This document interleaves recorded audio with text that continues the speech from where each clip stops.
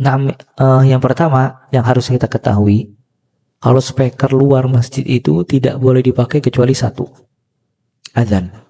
Hatta qomat juga sebenarnya bukan speaker luar.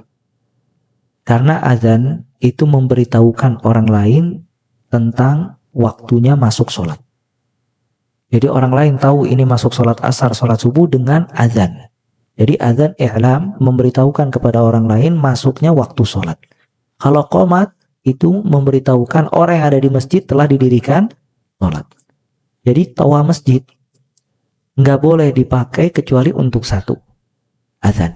Selain azan itu tidak difungsikan lagi. Makanya kesalahan di sebagian masjid-masjid kita, mereka banyak memakai toa-toa masjid untuk bermacam-macam. Sampai ada pengumuman RT pakai masjid, posyandu pakai masjid, kerja bakti pakai masjid, ya meninggal pakai masjid.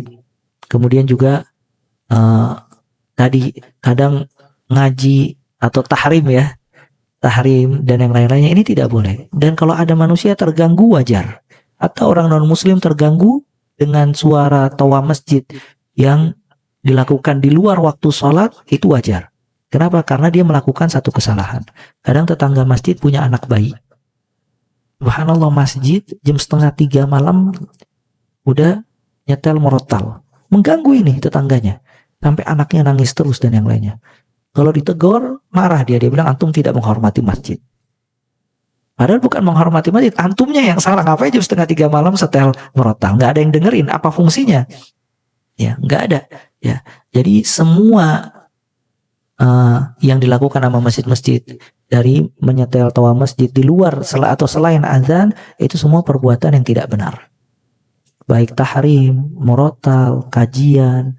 Kadang sampai sebagian orang bilang anak nggak bisa sholat malam karena masjid anak jam 3:30 udah setel murotal. Kadang anak sholat jadi lupa atau tercampur baur bacaan anak dengan murotal di masjid. Akhirnya kan ini mengganggu kaum muslimin, sholat mereka, doa mereka, bahkan mengganggu tidur mereka, mengganggu anak mereka dan seterusnya. Nah, ini kesalahan. Makanya yang benar, toa masjid, speaker luar itu hanya untuk azan. Karena fungsinya memberitahukan orang lain kalau ini telah masuk waktu sholat. Selain dari itu tidak boleh dipakai. Bisa difahami ya. Qomat juga bukan speaker luar. Karena bukan ngasih tahu orang yang di luar pengen sholat. Qomat itu fungsinya ngasih tahu yang di dalam kalau ingin didirikan sholat. Ya, jadi sebagian orang juga salah. Kalau misalnya masjidnya qomatnya nggak pakai speaker luar, marah dia. Antum menyebabkan anak masbuk. Karena anak nggak dengar qomat. Salah, antum datang ke masjid bukan pas qomat, pas kapan? Azan itu perintah untuk datang ke masjid, bukan qomat perintah datang ke masjid. Makanya di zaman Nabi SAW, masjid cuman yang azan Bilal atau Ibnu Umi Maktum pas azan aja. Nggak ada tahrim di zaman Nabi SAW. Nggak ada murotal suara. Bahkan dilarang sama Nabi SAW saling mengeraskan suara murotal dan mengganggu satu dengan yang lainnya. Nggak ada di zaman Nabi SAW. Ya, cuman hanya azan diperintah kepada Bilal untuk mengeraskan suaranya, memberitahukan manusia datang waktu sholat. Ya, makanya kesalahan kalau misalnya pakai speaker luar selain untuk azan. Hatta kajian.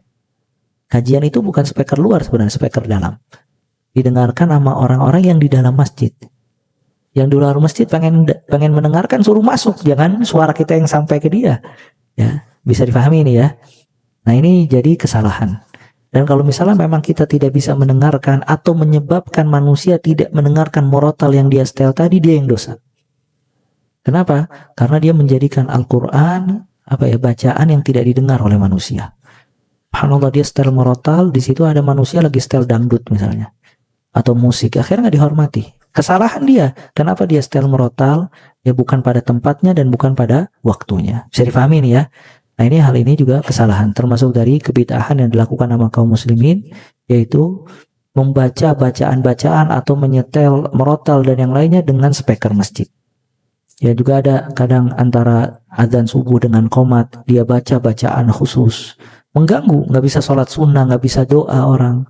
Makanya benar disebutkan oleh salah seorang ulama, tidaklah ada satu bid'ah yang dihidupkan, melainkan di situ ada satu sunnah yang mati. Antum kalau datang ke masjid yang ba'da subuh ada wirid-wirid pakai speaker, Subhanallah, antum lihat orang pada baca bacaan khusus meninggalkan yang sunnah. Padahal sunnah antara azan dengan qomat berdoa. Dia tinggalkan yang sunnah, dihidupkan kebid'ahan ini. Dan seterusnya dari amalan-amalan yang terlarang. Bisa dipahami ya. Kalau kita tidak mendengarkan wajar. Karena emang kita nggak bisa mendengarkan. Mungkin lagi aktivitas lagi. Nah ini emang yang punya kekuasaan dan aparat, dia menegur DKM masjid untuk tidak melakukan hal-hal tadi. Karena mengganggu kaum muslimin. Bisa dipahami ya. Nah.